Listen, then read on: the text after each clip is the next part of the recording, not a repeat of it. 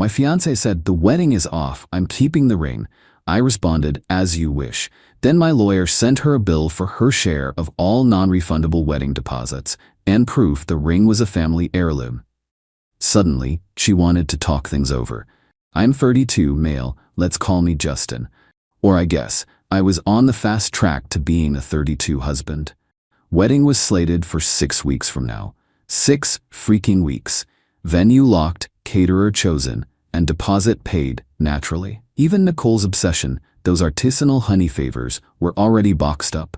So last Tuesday, I'm mid-presentation at work, phone buzzes. It's Nicole, 30.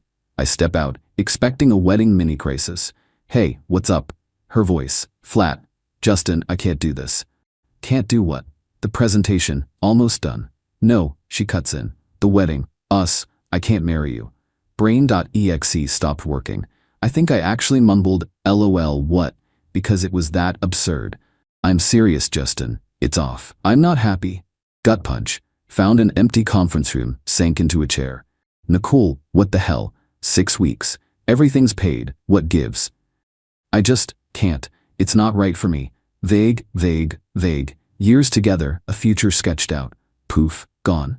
Then the cherry on top of this crap sundae. "And just so we're clear," she says, voice suddenly firmer, almost smug, "I'm keeping the ring. It was a gift. My friends all say it's mine. The ring, not just any ring. My great-grandmother's Edwardian diamond ring, a century of family history, given with the understanding of marriage, appraised at over 15K, but its real value isn't monetary, it's legacy. The audacity. One breath to shatter our life, the next to claim a family heirloom like a prize from a cereal box. Something inside me just shifted. Hurt was there, yeah, a big one. But a strange, cold calm took over. "As you wish, Nicole," I said, voice perfectly even. "Oh, okay, good." She sounded thrown, maybe miffed I wasn't dissolving into a puddle of tears. "I'll arrange to get my things." "Fine." Hung up. Sat there for 10 minutes, staring at nothing. Then I called Miss Catherine Roth, my family's lawyer. Let's call her Miss Catherine. Not for divorce advice, but for a different kind of strategy. Nicole thought she could light the fuse and waltz off with the valuables. She had no clue what was coming. Update. All right, Reddit. 1 week post-detonation day. Thanks for the backup on my last post. Good to know her entitlement registered on the WTF scale for others too. So, Miss Catherine. She's petite. Looks like she'd bake you cookies, but has the legal bite of a shark. Exactly what I needed. I laid it all out. The sudden cancellation, the shared financial black hole, and the heirloom ring. Miss Catherine listened, took meticulous notes, and then that smile, the one that says, "Oh, this will be fun. Mr. My last name," she purred. "Conditional gifts, shared liabilities. Miss Nicole has made some ill-advised assumptions." Sweet, sweet words. A few days later, a very official, very lawyerly letter landed on Nicole's doorstep. She'd shacked up with her friend Pamela. Registered mail, signature required. Inside, an itemized invoice for her share of the non-refundable wedding chaos.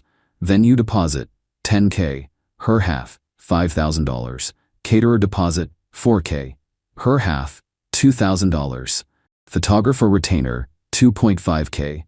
Her half, $1,250. Honeymoon flights and non-refundable resort bits. Her half, $1,500. Miscellaneous, flowers, invites, etc.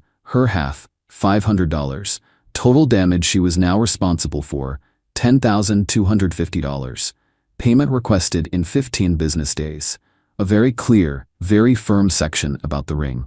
Copies of my great-grandmother's will, ring explicitly for his future bride upon marriage. Notarized affidavits from my parents about its history and conditional presentation. Old family photos, grandma and mom wearing the ring at their weddings. The appraisal certificate detailing its lineage and value. The message, the ring was conditional. Condition, marriage voided by her. Return it to Miss Catherine's office within 10 business days. It took precisely 48 hours post-delivery for the fireworks. Nicole's text started pinging. "WTF is this, Justin? Are you serious? I know you wanted to save me. You still wanted it. as if that negates her breaking the agreement. And the ring was a gift. It's mine. Silence from my end, per Miss Catherine. All calms through legal. Then the calls. Nicole, ignored. Then her mother Brenda. Oh, Brenda. Brenda's voicemail. Justin, honey, Nicole's mother. A terrible misunderstanding. Nicole is distraught. This legal letter isn't like you. Call off your lawyer. This is a family matter. And that ring just looks so lovely on Nicole's hand, dear. It would be a shame. A shame. The audacity is apparently genetic. Next up, Pamela, Nicole's BFF, took to Instagram, vague, dramatic quotes about toxic people and wolves in sheep's clothing. One gem featured Nicole's hand ring sparkling. Captioned, "Some things are forever, even when people try to take them away. Hashtag unbreakable, hashtag my bestie deserves happiness." The delusion was palpable. Finally, about an hour ago, Nicole called again, voicemail.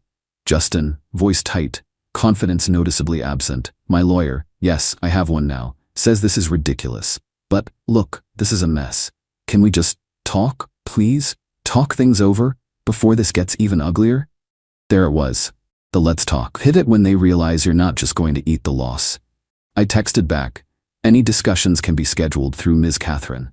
She is available to meet with you and your counsel." Her reply, "No, Justin, just you and me, please. I thought we meant more to each other than this." A tiny flicker of the old days. Then I remembered her cold voice, her greedy grab for the ring, her total indifference to the financial crater she'd left. This isn't about what we meant. It's about her adulting up and facing consequences. I'll meet her. Public place, daytime. Miss Catherine on standby. Update 2. The talk went down yesterday. Busy coffee shop, Saturday morning. Witnesses and an easy escape route. My conditions. I also hit record on my phone's voice memo app. Legal in my state, single-party consent. Miss Catherine said, "Listen, don't agree to anything, just gather intel." Nicole was there first, looking like she hadn't slept, less defiant. More, "My life choices are biting me in the ass." She even managed a wobbly smile. "Justin, thanks for coming," she began, overstirring her latte. "Nicole, black coffee for me, no frills. This whole lawyer thing, it's so impersonal, aggressive," she said. "You calling off our wedding 6 weeks out via a 2-minute phone call, and then trying to keep a family heirloom, felt pretty aggressive and impersonal, Nicole." My voice was quiet, but it landed. Her eyes welled. "I know. I handled that badly. I was panicking." "So your panic response was to claim a $15,000 ring that isn't yours?" Eyebrow arched. "It was mine. You gave it to me," she insisted, voice cracking. "Everyone knows that ring was mine. It's humiliating to have to give it back." "It was contingent upon a marriage you canceled, Nicole. My great-grandmother's will is clear. As for the wedding expenses, we agreed to split costs. We have emails, texts, a shared spreadsheet." She deflated a bit. "Okay, fine, the wedding stuff. Maybe I owe some, but not all of it. That honeymoon, you picked that expensive resort." Correction, she picked it after a month-long Instagram deep dive. "Nicole, you initialed the resort on our shared planning sheet." Her face tightened. "My mom says you're just being vindictive, trying to punish me." "This isn't punishment, it's accountability. Your decisions have financial consequences." To the waterworks. Actual tears, I think. "But Justin, I don't have $10,000. I just bought that new car, and the ring, it means so much to me. It symbolizes my family's heritage, Nicole, and it will go to the person I eventually marry." That came out harsher than intended, but it was true. A nasty flicker in her eyes. "So you're already thinking about replacing me?" "I'm thinking about protecting my family's property and my finances after you blew up our engagement." She shifted gears. "What if I give you back the ring?" she said, as if offering the kidney. "If you drop the demand for the wedding money?" "The negotiation." "No, Nicole. 2 separate issues. You owe the money because you broke our agreement to marry, making us both liable for non-refundable services. The ring returns because it's a conditional gift, and the condition is void. No trade." She scoffed. "You're being impossible, so rigid." Just then her phone buzzed. A text from Pamela. Nicole glanced at it, then glared at me. "Pamela saw your car. She says I shouldn't be alone with you, that you're trying to bully me. Bully you? By asking for what's legally mine? Nicole, get a grip.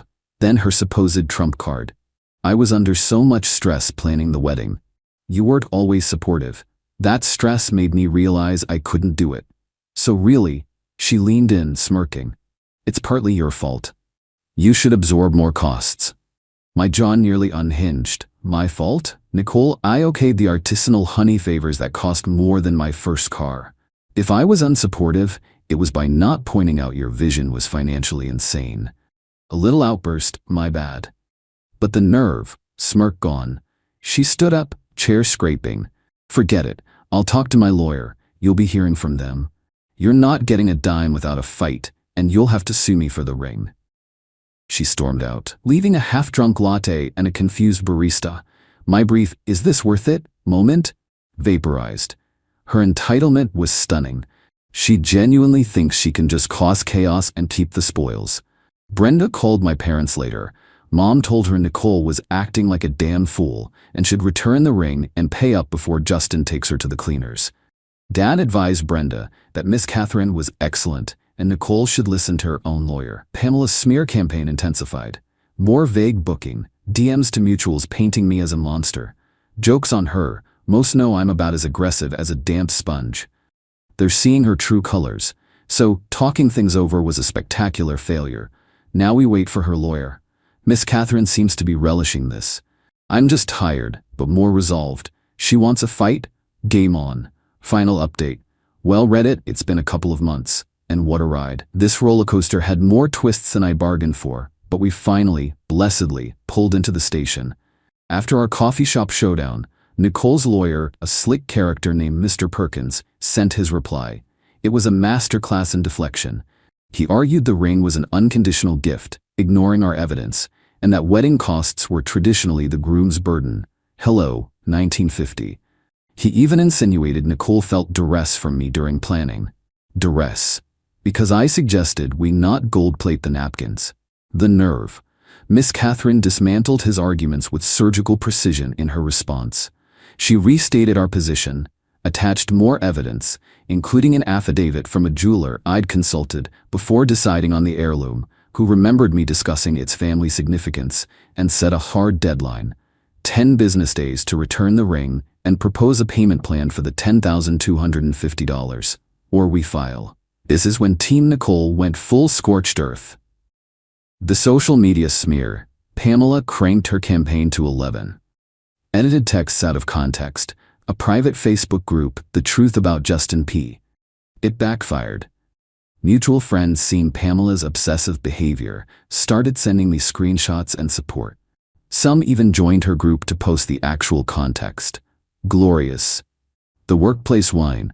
Brenda, Nicole's mom, emailed my HR department, vaguely accusing me of unstable behavior and financial bullying. Luckily, I'd given my boss a heads up. HR saw it for what it was, a personal dispute with no merit, and shut it down professionally. The brotherly bluster, attempted.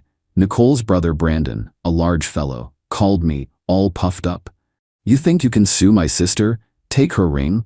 You got another thing coming. I calmly told him threats would be reported, along with the recording of his call. And all comms must go via lawyers. He grumbled and hung up. I filed a police report for documentation. Miss Catherine was my anchor. Let them flail, Justin. They're digging their own hole deeper. The 10-day deadline passed. No ring. No payment plan. Miss Catherine filed small claims for the $10,250 and a civil action, writ of replevin, for the ring's return. The sheriff served Nicole at her apartment with Pamela. I'd have paid to see that. Suddenly, Mr. Perkins was much more amiable.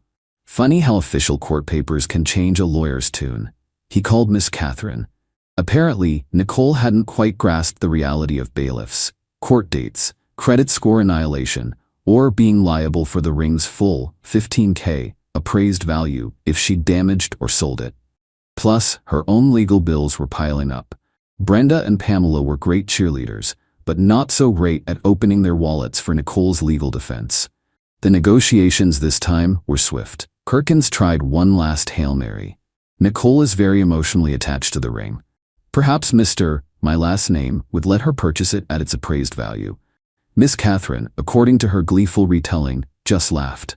Mr. Perkins, that ring is priceless to my client's family. It is not for sale, especially not to the woman who caused him this significant distress. Now, about its return and the settlement, the payoff. A week later, it was done. The ring. Nicole, flanked by Perkins, met Miss Catherine at her office. Ring handed over. Miss Catherine had it immediately verified by a jeweler. Correct, undamaged. Seeing that ring back in its box, not joy, but profound relief. My mom cried happy tears when I showed her the money. Nicole agreed to pay the full $10,250. Perkins argued for a reduction. Miss Catherine held firm, citing the unnecessary drama Nicole had caused. Nicole's paying in 2 installments. First one cleared last week. Second due next month. Heard Brenda had to co-sign a loan. Ouch. The social debris. Pamela's hate group vanished. Nicole's supporters went silent once they realized she actually had to pay and return property. True friends rallied. The rest, cut loose. No drama. I saw Nicole at the grocery store a few days ago. She saw me, blanched, and practically teleported to another aisle. Good. What now? I'm moving on. The wedding fund is becoming a condo down payment for me. My family's relieved the heirloom is secure. I'm reconnecting with friends. There's a lingering sadness, sure. Feelings don't have an off switch. But her actions, the entitlement, the deceit, showed me a side of her that killed whatever love remained. I don't know if Nicole learned a thing. Don't care. She faced real-world consequences. That's enough. My revenge wasn't about destruction. It was about justice and protecting what's mine. And on that front, mission accomplished. This whole mess was a crash course in believe people when they show you their true colors, and hire a damn good lawyer. Thanks for following my saga Reddit. Time to turn the page.